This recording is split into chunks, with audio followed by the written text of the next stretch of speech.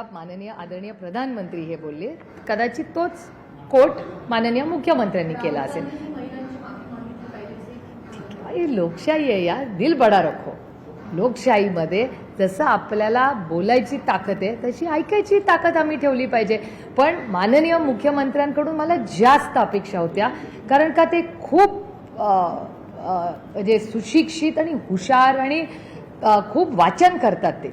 त्याच्यामुळे माझी माननीय मुख्यमंत्र्यांकडून अटॅकची अपेक्षा थोडीशी वेगळी होती, कारण महिला विरोधी आम्ही आहोत.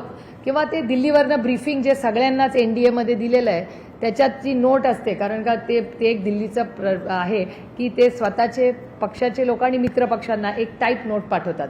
सगळ्यांची भाषणं त्याच फॉर्मॅटमध्ये आहे, एका सुरात, एका स्वरात, एका शब्दात ते सगळे बोलतात.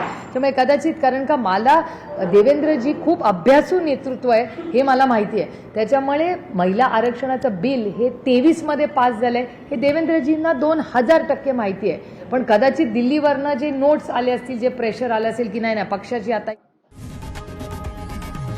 लोकशाही मराठी ऐका, पहा, जागरूक रहा.